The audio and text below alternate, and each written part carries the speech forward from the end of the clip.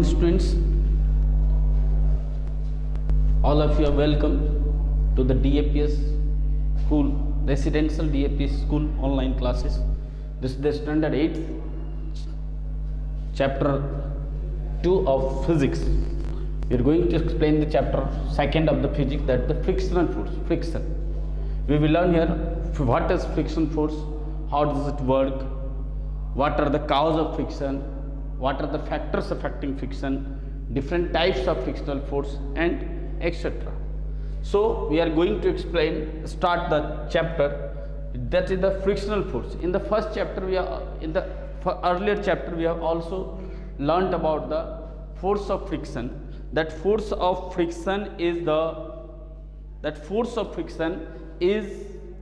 a type of contact force which act between the two surfaces which are in contact, and this is the force which always opposes the relative motion. When two surfaces are in contact and one body moves over another surface, then the force which opposes the relative motion between the surfaces is called the force of friction.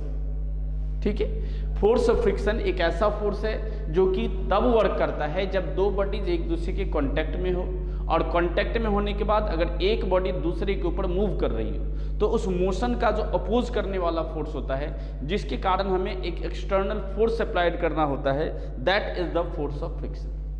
Force of friction हमेशा ही उसके opposite direction में work करता है जिस direction में आप force applied करते हैं. सो हमने लिखा है it always opposes the applied force that may push और पुल. आप किसी भी बॉडी को पुल करने के लिए और पुश करने के लिए जो फोर्स अप्लाइड करते हैं, यह उस फोर्स के हमेशा ही अपोजिट डायरेक्शन में क्रिएट करता है. नेक्स्ट है what are the cause of friction. अब फ्रिक्शन के एग्जांपल्स हम अपने लाइफ में देखते हैं. बहुत सारी जगह हमारे पास फ्रिक्शन हमारे लाइफ का एक बहुत ही इंपॉर्टेंट रोल प्ले करता है हमारे लाइफ में. ये फ्रिक्शन को हम लोग आगे पढ़ेंगे कि फ्रिक्शन को एक नेसेसरी एविल कहा जाता है. नेसेसरी मतलब कि यह हमारे लिए बहुत ज़्यादा ज़रूरी भी है, बहुत ज़्यादा ही ज़रूरी है. बहुत सारे वर्क्स हैं जो फ्रिक्शन के कारण ही होते हैं. वहीं अगर हम बात करते हैं इसके एविल की, तो evil means what? Evil means हो जाता है कि ये हमारा एक दुश्मन भी है, ये हमें हार्म भी करता है. बहुत सारे ऐसी चीज़ें हैं जो डैमेज हो जाते हैं, वेस्ट हो जाते हैं due to only of the friction. तो हम यहाँ बात करते हैं काउज ऑफ फ्रिक्शन की. तो फ्रिक्शन किसे क्यों एक्ट होता है, क्यों फ्रिक्शन प्रोड्यूस होता है किसी भी चीज़ के बीच में, किसी भी दो सरफेसेस के बीच में फ्रिक्शन के क्रिएट होने का क्या कारण है. तो सबसे पहले हम लोग बात करते हैं कि जब हम एक स्मूथ सरफेस से, जैसे ये बोर्ड हम अगर जब टच करते हैं तो it appears very smooth, but when we will use a magnifying glass to view the surfaces, then you will find the various irregularities on this surface. हम ऐसे किसी भी सरफेसेस को जो कि बहुत ज़्यादा प्लेन और स्मूथ नज़र आता है, हम उसको अगर बहुत ज़्यादा ही बारीकी से और माइक्रोस्कोप का यूज़ करके देखें तो आप देखेंगे कि उस स्मूथ सरफेसेस के ऊपर भी बहुत सारी इरेगुलरिटीज़ देखने को मिलती है. इरेगुलरिटीज़ मतलब कि वो स्मूथ ना होकर के रफ सरफेसेस होता है जिसमें कहीं पर ऊपर नीचे गहरी खाई इस तरीके से पाया जाता है. सो हमने लिखा है हिल्स एंड वैलीज. तो इरेगुलरिटीज़ जो होते हैं उसके सरफेस पर, वही फ्रिक्शन का सबसे बड़ा कारण होता है. आइए हम जैसे समझते हैं, जैसे कि हमारा ये दोनों हाथ अगर सेम है तो हम इस तरीके से बड़ी आसानी से रब कर सकते हैं और ये एक दूसरे के ऊपर मूव करता है. लेकिन अगर इसी को हम ऐसा करते हैं कि अगर हम इसको इस तरीके से मूव करते हैं, यहाँ पे बेंड करें, ये अगर मूव कर रहा है तो बड़ी आसानी से मूव कर रहा है. बट अगर हम इसमें कुछ इरेगुलरिटीज़ तैयार करते हैं, अगर हम फिंगर्स को जस्ट ये हमारा देखें, दोनों फिंगर्स को हम सेपरेट कर दें और उसके बाद अगर हम इसके ऊपर मूव करवाएं तो you have to apply a greater force to move over that because the irregularities greater. तो सो इसी तरीके से इरेगुलरिटीज़ जो होती है, दो सरफेसेस के बीच में जो इरेगुलरिटीज़ है वो एक दूसरे को इस तरीके से इंटरलॉक कर देती है, और इस इंटरलॉकिंग के कारण अगर आप आगे मूव करवाना चाहते हैं तो उसके लिए आपको ज़्यादा से ज़्यादा फोर्स लगाना पड़ता है. तो उसी इरेगुलरिटीज़ के कारण जो फोर्स प्रोड्यूस होता है हम उसे फ्रिक्शनल फोर्स बोलते हैं. यहाँ वही है, friction is called due to the irregularities that is hills and valleys between the surfaces. दो सर्फेसेस के बीच में जो हिल्स और वैलीज प्रोड्यूस होते हैं, जो इरेगुलरिटीज प्रोड्यूस होती है, इरेगुलरिटीज जो सरफेसेस पर पाए जाते हैं उसी के कारण फ्रिक्शन होता है, क्योंकि the irregularities between the surfaces interlocked and create frictions. जो इरेगुलरिटीज होती है वो एक दूसरे को इंटरलॉक्ड कर जाते हैं, इसके हिल्स इसके वैलीज में, इसके हिल्स के वैलीज में इस तरीके से इंटरलॉक हो जाते हैं, और उसके बाद जब आप इसको मूव करवाना चाहते हैं तो आपको इसके मूव करवाने में एक एक्स्ट्रा फोर्स लगाना होता है, that is called the frictional force. और यही कारण है कि आपकी बहुत सारी एनर्जी जो यहाँ वेस्ट हो जाती है फ्रिक्शनल फोर्स के कारण। So this is the friction force. Okay. Next thing is that what are the factors affecting frictional force?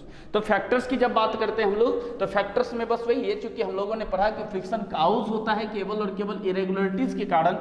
So friction जो है वह डिपेंड भी करता है उसी डिग्री ऑफ रफनेस पर। आपकी रफनेस जितनी ज्यादा होगी, रफ सर्फेसेस जितना ज्यादा होगा वहां पर फ्रिक्शन उतनी ही ज्यादा होगी। अगर सर्फेसेस स्मूथ हैं तो फिर फ्रिक्शन कम होती है। आइए देखते हैं, तो यहाँ पर लिखते हैं next topic that the factors affecting friction, factors affecting friction. तो फ्रिक्शन को अफेक्ट करने वाले कौन कौन से फैक्टर्स हैं? तो आइए हम बात करते हैं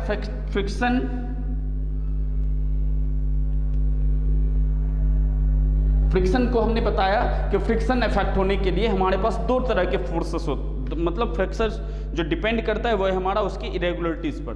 तो और दूसरा जो बात हो जाता है हमारा वो हो जाता है, तो हम बात करते हैं कि उसके सरफेसेस की irregularities. Friction depends on the degree of roughness of the surfaces. जो सरफेसेस हैं उसके डिग्री ऑफ रफनेस पर डिपेंड करता है। ठीक है, रफ सरफेस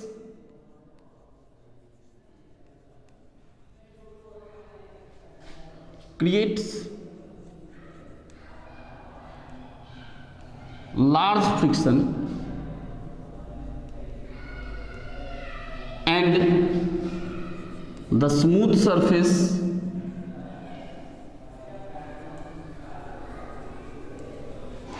creates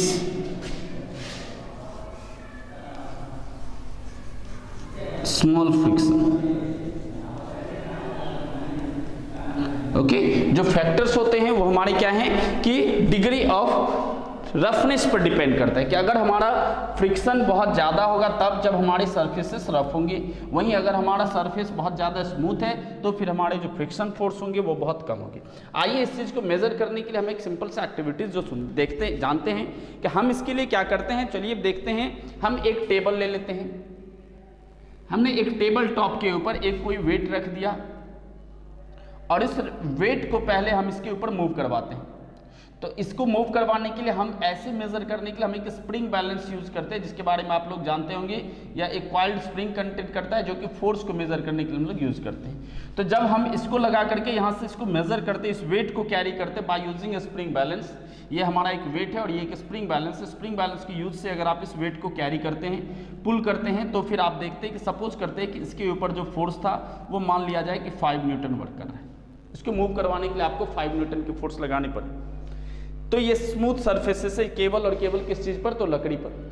अब आइए इस सरफेस को हम थोड़ा सा चेंज करते हैं। ये हमारा वुडन सरफेस था, तो आपने फोर्स लगाया, इसकी वेट हो गई 5 न्यूटन। अब हम क्या करते हैं, इस सरफेस के नीचे, ये जो सरफेस है, इस सरफेस के नीचे हम कोई सॉफ्ट सरफेसेस डाल देते हैं जिसकी फ्रिक्शन थोड़ी सी कम हो। मान लीजिए कि एक टुकड़ा डाल देते हैं टाइल्स का, अ पीस ऑफ टाइल्स। तब अगर आप इसको पुल करते हैं इसी स्प्रिंग बैलेंस से, तब जाकर के आपका जो स्प्रिंग बैलेंस है वो 5 न्यूटन ना मेजर करके आप देखेंगे कि वो सपोज करते हैं कि 4 न्यूटन मेजर कर रहा है। ये आप प्रैक्टिकली करेंगे, आपका फोर्स यहाँ पर कम लगाना होता है क्योंकि यहाँ पर स्मूथ सरफेस हो गया।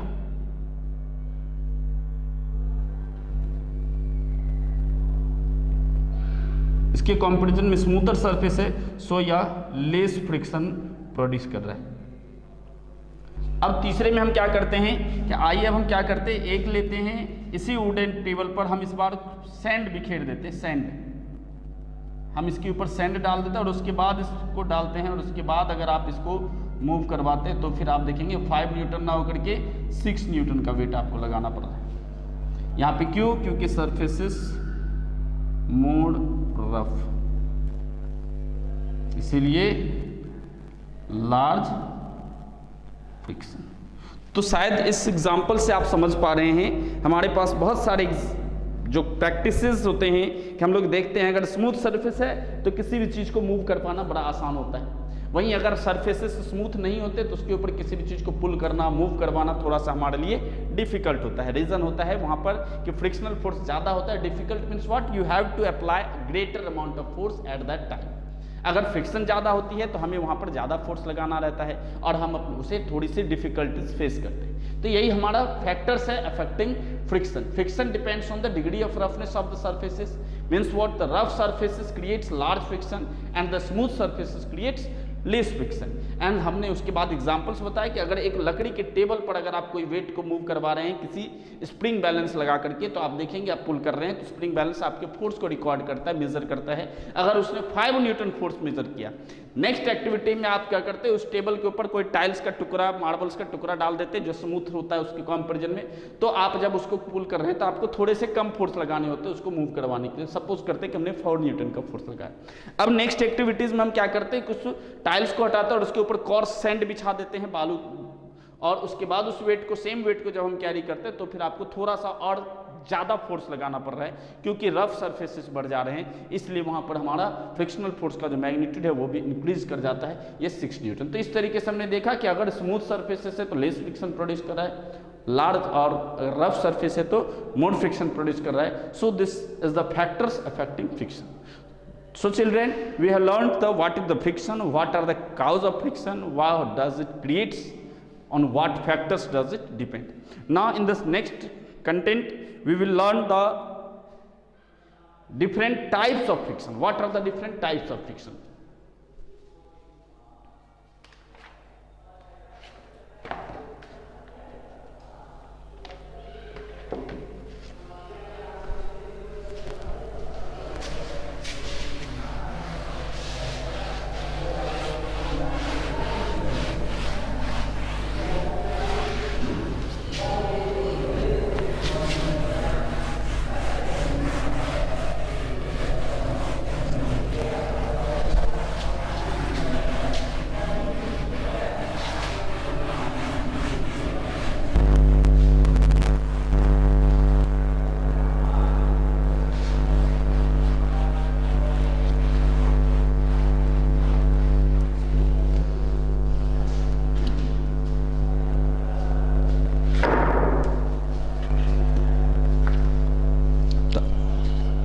Come on students, we are studying what are the different types of friction.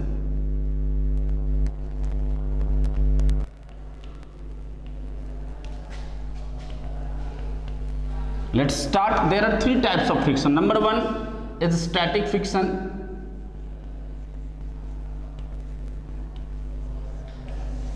Number 2 is sliding friction.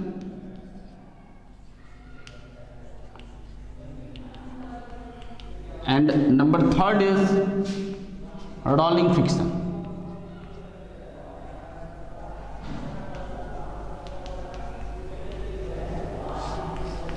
Sliding friction, static friction and rolling friction. आइए अब हम एक एक करके एक्सप्लेन करते हैं कि स्टैटिक फ्रिक्शन को किसको बोलते हैं। तो कोई भी बॉडी अगर रेस्ट में होती है, और अगर बॉडी रेस्ट में होती है और आप उसको मोशन में लाने के लिए फोर्स लगाते हैं, जब बॉडी रेस्ट में होती है तब जो हम उसके ऊपर फोर्स लगाते हैं वो हमारा स्टैटिक फ्रिक्शन कहलाता है। The friction that exist between the surfaces in contact when there is no relative motion, the friction acts between the surfaces when they are not in relative motion. Okay, जब body stationery होता है, रुकी हुई होती है, हम लोगों को सबसे ज़्यादा फोर्स तब लगाना होता है जैसे कोई गाड़ी खड़ी है, हमें उसको मोशन में लाने के लिए ज़्यादा फोर्स लगाना होता है। एक बार जब वो रोल करना शुरू करता है, जब वो मूव करना शुरू करता है, तब हमें उतनी ज़्यादा फोर्स लगाने की जरूरत नहीं पड़ती। तो कोई बॉडी जब स्टेशनरी होती है, उस स्टेशनरी बॉडी के ऊपर जब आप फोर्स लगाते हैं, जैसे ग्राउंड हमारा स्टेशनरी था, वो बस भी स्टेशनरी, तो दो स्टेशनरी बॉडी अभी एक दूसरे के रिलेटिव मोशन में नहीं है, तो उस वक्त जब फोर्स लग रहा होता है उसके ऊपर स्टैटिक फोर्स, उसे हम लोग जो फोर्स लग रहा है, फ्रिक्शनल फोर्स लग रहा है, उसे हम लोग स्टैटिक फ्रिक्शन के नाम से जानते हैं। ठीक है, the maximum frictional force present when a body just begins to slip. ये बॉडी जब जस्ट स्टार्ट करती है मूव करना, तब जाकर के उसके ऊपर हम लोग सबसे ज्यादा फोर्स बोलते हैं। तो when the maximum static friction is acts when body starts to move. When body starts to move,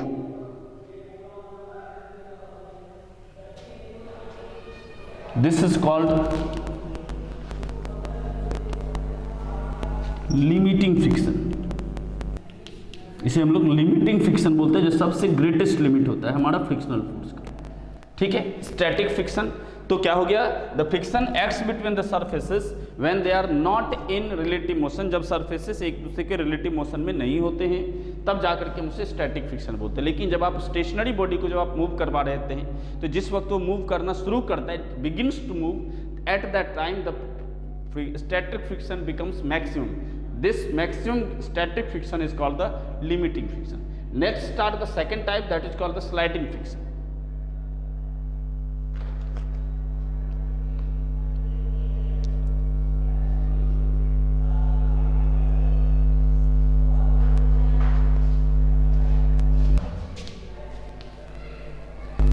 The force of friction acts when the bodies slides over the another surface. Slides over the another surface.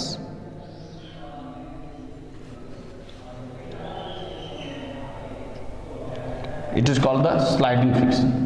And the rolling friction, the force of friction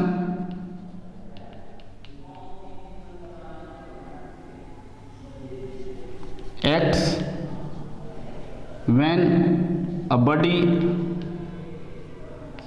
rolls over other surface. जब दूसरे surface के ऊपर वो role करता है, तब जाकर के हम उसको रोलिंग फ्रिक्शन बोलते हैं। जब वो स्लाइड करता है, स्लिप करता है, स्लाइड मीन्स स्लिप करता है, तब हम उसको स्लाइडिंग फ्रिक्शन बोलते हैं। और जब वो मूव करना जस्ट स्टार्ट करता है, स्टेशनरी में होता है, तो फिर हम उसको स्टैटिक फ्रिक्शन बोलते हैं। लेकिन एक बात है और यहाँ पर आपके बुक्स में दी हुई है कि स्टैटिक के साथ साथ एक नया वर्ड आ रहा है, that is the dynamic friction. Dynamic friction वो हमारा तब होता है जब बॉडी एक दूसरे के साथ मूव कर रही होती है। जब बॉडी जब मूव करना शुरू कर देती है, तो फिर हम मोशन मूविंग बॉडी में जो फ्रिक्शन होते हैं उसे हम लोग डायनेमिक फ्रिक्शन बोलते हैं। और उसी डायनेमिक फ्रिक्शन के ये दो पार्ट्स, अगर बॉडी मूव कर रही है तो दो बातें होगी, या तो वो स्लिप करेगा या नहीं तो रोल करेगा। अगर वो स्लिप कर रही है तो स्लाइडिंग फ्रिक्शन, अगर वो मूव कर रही है तो rolling friction. So students, this is the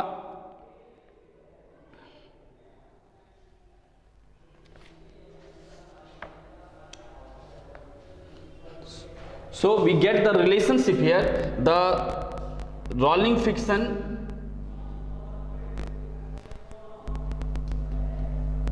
is less than static friction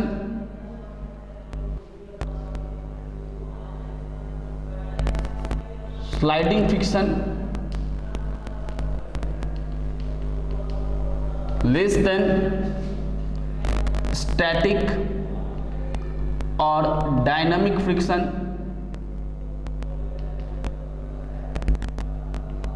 and less than limiting friction.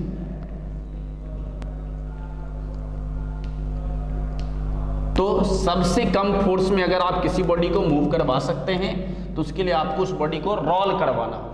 जब आप रोल करवाते हैं, आप देखे हैं कि हमारे पास कोई बस कोई एक बड़ा सा हैवी लगेज है और अगर उसको हम स्लाइड करने में भी बहुत ज़्यादा फोर्स लग रहा है, लिफ्ट करने में भी बहुत ज़्यादा फोर्स लग कर रहा है, तो फिर हम उसके ऊपर क्या करते हैं, नीचे बॉल एंड बियरिंग यूज़ करते हैं। नीचे जब 4 व्हील्स लगा देते हैं तो फिर उसको रोल करना बड़ा आसान होता है। एक छोटा सा बच्चा भी उसको रोल करवाते हुए लेकर चला आता है, क्योंकि rolling friction is the least magnitude and it is the very small, it produces very small amount of friction, due to which it becomes more easier to move. So this is the different types of friction, and this is the relationship between the 4 types of friction. So please note it. In the next, after that we will use the advantages and disadvantages of the friction.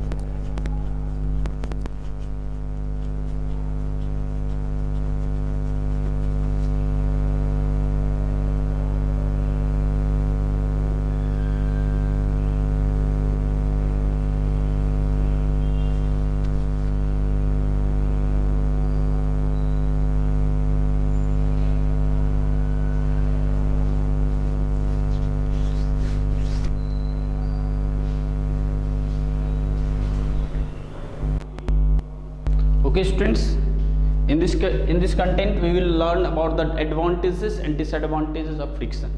हमने पहले ही बताया कि friction is a necessary evil. Necessary means it is essential, and evil means it is harmful also.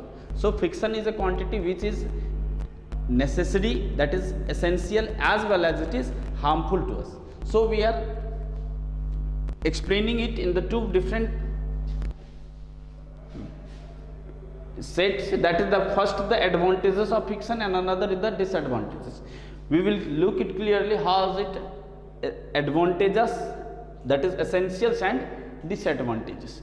Advantages means what? It helps us. हम लोग अपने life में बहुत सारी चीज़ें करते हैं जहाँ फ्रिक्शन हमारे लिए हेल्प करता है। जैसे मूव करने में अगर फ्रिक्शन ना हो तो हम स्लिप करके गिर पड़ेंगे। हमें अगर सरफेस पे अगर ऑयल गिरा हुआ हो, वाटर गिरा हुआ, कभी भींगा हुआ फ्लोर रहता है, टाइलिंग फ्लोर सरफेस, तो फिर हम उसके ऊपर बड़े सोच के सब चलते हैं, क्योंकि वहाँ पर वो जो एक लुब्रिकेंट्स का काम करते हैं, जिससे फ्रिक्शन कम हो जाती है, और फ्रिक्शन जब कम हो जाते हैं तो हमारे पास स्लाइड करने की संभावनाएं बढ़ जाती है। हमें लिखने में हेल्प करता है। हम कभी किसी पेपर में अगर तेल वगैरह लगा हो तो वो लुब्रिकेंट्स का काम करता है, तो फिर आप वहाँ पर लिखने में थोड़ी सी डिफ़िकल्टीज होती है। लेकिन वहीं अगर फ्रेश पेपर होता है तो फिर आप उसको बड़ी आसानी से लिख सकते हैं। कोई भी मार्बल्स वगैरह पर अगर आप कुछ लिखते हैं तो वो नहीं लिखा जाता है, जबकि किसी अगर फ्लोर पे जिसके सर्फेसेस रफ होते हैं, दैट इज उसके पास फ्रिक्शन होता है, तो फिर आप उसे आसानी से लिख सकते हैं। तो ये हमें किसी भी चीज़ों पर हमें चलने में हेल्प करता है, हमें किसी बॉडी पर लिखने में हेल्प करता है। किसी भी चीज़ को अगर हम होल्ड कर पाते हैं, कांटी वगैरह दीवार के अंदर एंटर कर पाती है, होल्ड कर पाते हैं, वो केवल और केवल उसी फ्रिक्शन फोर्स के कारण। दूसरी बातें होती है कि हम लोग जो एक और एग्जाम्पल है, जैसे मैच स्टिक हम लोग लाइट करते हैं, मैच स्टिक माचिस वगैरह की तीली को जब हम रब करते हैं तो आप देखते हैं उसके एज में एक रफ सरफेसेस होता है, उसके ऊपर जब आप उस मैच स्टिक को रब करते हैं, फ्रिक्शन के कारण वो क्या होता है, इग्नाइट होता है और वो बर्न कर जाती है। तो ये हमारे एडवांटेजेस है। जैसे अब जब कोई भी चीज़ हमारे लिए एडवांटेजेस हो तो हम उसको इंक्रीज करने की बात करते हैं। So how way can increase the friction. तो फ्रिक्शन को इंक्रीज, चूंकि हमने पढ़ा कि फ्रिक्शन डिपेंड्स ही करता है डिग्री ऑफ क्लोजनेस पर, तो डिग्री ऑफ रफनेस पर। So friction can be increase by increasing the degree of roughness. हम अगर डिग्री ऑफ रफनेस को इंक्रीज करते हैं तो हमारा जो फ्रिक्शन है वो ऑटोमेटिकली इंक्रीज कर जाता है। टायर्स हैव ग्रुप्स, जैसे एग्जांपल्स है टायर्स वगैरह हम लोग देखेंगे, टायर्स कभी प्लेन नहीं होता, उसके ऊपर ढेर सारे कटिंग पैटर्न्स बने होते हैं जिसे हम लोग ग्रुप्स का नाम देते हैं। तो tyres have grooves to increase friction so that it do not slide over the roads and prevents accidents and gives a better grip with the road. दूसरा है स्पाइक्स। हम लोग जो रोड चप्पल वगैरह होता है, स्लीपर्स वगैरह एथलीट्स वगैरह के हम लोगों के होते हैं, उसके ऊपर आप देखेंगे स्पाइक्स, ढेर सारे नीचे ग्रुप्स कटिंग्स होते हैं। Provided the soles of shoes to increase friction, वो भी हमारे फ्रिक्शन को इंक्रीज करता है। और फ्रिक्शन इंक्रीज करने के कारण वो क्या करता है, हमें स्लिप करने से मतलब बचाता है। हमने अक्सर देखा होगा जब हमारे पुराने चप्पल हो जाते हैं, जब ग्रुप्स वगैरह धीरे धीरे वर्न आउट हो जाते हैं, तब जाकर के हम स्लिप करना शुरू कर जाते हैं, तब फिर हम नई चप्पल आती है जिसमें ग्रुप्स वगैरह मेंटेन होता है। तो इस तरीके से हम उसको फ्रिक्शन को इंक्रीज कर सकते हैं। तो दोस्तों अब हम चलते हैं आगे, हमारा है disadvantages of friction, that is it causes wears and tears. Wears and tears मतलब कट फट जाना, बहुत सारी चीज़ें ऐसी रहती है, डिस्ट्रॉय हो जाते हैं, वेस्ट हो जाते हैं, कट जाते हैं, कहीं से चिथड़े उड़ जाते हैं, that is the wears and tears of the bodies like soles of shoes, wearing of tyres, etc. Tyres वगैरह हमारा खराब, हम लोग बोलते हैं कॉमन लैंग्वेज में वर्न आउट हो जाता है, हमारे चप्पल वगैरह के जो सोल्स होते हैं वो वर्न आउट होते हैं। हम लोग बहुत सारे क्लोथ्स वगैरह पहनते हैं, जैसे कॉलर वगैरह पर आप देखेंगे फ्रिक्शन के कारण वहाँ पर रब हो जाता है, तो वो डिसएडवांटेजेस है जिसके कारण वो हमारा हार्मफुल इफेक्ट करता है। उसके साथ साथ ये क्या क्या प्रोड्यूस इन मशीन्स, कोई भी मशीन्स अगर कंटिन्यूसली मूविंग पार्ट्स होता है तो फ्रिक्शन के कारण वहाँ पर थोड़ी सी हीट एनर्जी प्रोड्यूस हो जाती है, which can damage its parts, जो उसके पार्ट्स को डैमेज कर सकता है। It waste the energy used, और वह हमारे जो एनर्जी यूज होते हैं उसको वेस्ट कर देता है। नेक्स्ट है तो रिड्यूस, जब ये हमारे हार्मफुल है डिसएडवांटेज से, तो हम इसे कम कैसे करें, तो हम इसको कम करने के लिए हमने पहले ही बताया आप डिक्रीज कर दे डिग्री ऑफ रफनेस को। तो हमने पढ़ा जैसे कि रोलिंग फ्रिक्शन सबसे कम होता है, इसलिए बाय यूजिंग बॉल बेयरिंग हम उसको यूज कर सकते हैं। उसके बाद अगर किसी सर्फेस के बीच में ज़्यादा से ज़्यादा फ्रिक्शन प्रोड्यूस हो रहा है तो फिर वहाँ पर लुब्रिकेंट्स का यूज करते हैं। Lubricants are the substances which are use to reduce friction, that is the oils, grease. हम लोग देखेंगे मैशनरी पार्ट्स वगैरह में हमें अक्सर ऑयल ग्रीस वगैरह यूज करते हैं। हम लोग जब कैरम बोर्ड खेलते हैं तो जब डाइस वगैरह सही से मूव नहीं कर रहा होता है तो फिर हम उसके ऊपर टैल्कम पाउडर डालते हैं। पाउडर डालने के बाद फिर वो क्या करता है, एक ड्राई लुब्रिकेंट की तरह ट्रीट करता है, और उसके बाद फिर हमारे लिए जो स्ट्राइगर वगैरह का मूव करवाना वो आसान हो जाता है। सो दिस, तो ये हमारा था advantages and disadvantages of friction, that the friction is a necessary element. Next last topic है हमारा, दैट इज जैसे कि हम लोगों ने अभी बात की कि ये जरूरी नहीं है कि फ्रिक्शन केवल और केवल सॉलिड सर्फेसेस पर ही लगते हैं। फ्रिक्शन हर एक सरफेसेस पर लगते हैं। वो अगर लिक्विड से हम मूव करें, लिक्विड्स के बीच में अगर रिलेटिव मोशन हो तो वहाँ भी हमारा सरफेस जो है मोशन काम करता है, वहाँ पर भी हम डिस्टर्ब होते हैं और वहाँ पर भी फ्रिक्शन फोर्स लगाना होता है। और कोई बॉडी एयर से मूव करे तो एयर के कांटेक्ट में आने के बाद भी वहाँ पर भी फ्रिक्शनल फोर्स काम करता है। तो फ्रिक्शनल फोर्स अगर जैसे सॉलिड में हो तब तो ये सिंपल फ्रिक्शन बोलते हैं, लेकिन हम लोग एक कॉमन वर्ड यूज करते हैं लिक्विड्स एंड गैसेस के लिए, फ्लूइड। फ्लूइड्स का मीन्स होता है the materials which and flow are called the fluids, that the liquids and gases are called fluid. So fluid friction, अगर फ्रिक्शन किसी लिक्विड या गैसेस के द्वारा प्रोड्यूस होता है तो फिर हम उसे पर्टिकुलरली फ्लूइड फ्रिक्शन बोलते हैं। हम उसे क्या बोलते हैं, फ्लूइड फ्रिक्शन के नाम से जानते हैं। अभी क्या कि जब फ्लूइड फ्रिक्शंस हैं तो फ्लूइड से होकर के, अगर जैसे कि वाटर से कोई भी बॉडी अगर मूव करती है तो उसके ऊपर भी हमें फोर्स ऑफ फ्रिक्शन लगाना होता है, वहाँ पर फ्रिक्शन कम करना होता है। हम वहाँ पर क्या करते हैं, अगर एयर से वाटर से फ्लूइड फ्रिक्शन को कम करने के लिए हम यूजुअली क्या करते हैं, उस बॉडी के शेप को स्ट्रीमलाइंड कर देते हैं, उसका एक स्पेशल शेप बनाते हैं। जैसे बोट का शेप जब कंपेयर करें तो मछली के और बोट के शेप एक जैसे होते हैं। जितने भी एक्वेटिक एनिमल्स होते हैं, जैसे मछली आप देखेंगे दोनों साइड ये होता है और बीच में हमारा क्या होता है, थोड़ा सा वाइट होता है। तो उसी तरीके से हमारे बोट भी डिजाइन किए जाते हैं। हम लोग अगर देखें कि किसी बर्ड्स के शेप को, तो बर्ड्स के शेप्स को अगर हम मैच करें तो हमारे एरोप्लेन्स के शेप से मिलता जुलता है। सो अगर हम कोई भी फ्लूइड में ट्रैवल करने के लिए, लिक्विड में, वाटर में या गैसेस में, एयर में ट्रैवल करने के लिए अगर किसी भी बॉडी को मूव करवाने के लिए अगर हम मूव करवाते हैं तो फिर हम उसको ऊपर जो लगने वाले फ्रिक्शनल फोर्स, उस फ्रिक्शनल फोर्स को रिड्यूस करने के लिए उसे एक स्पेशल डिजाइन प्रोवाइड किया जाता है। उस स्पेशल डिजाइन शेप को हम लोग बोलते हैं स्ट्रीमलाइंड शेप। तो so this completes your chapters. Okay, bye.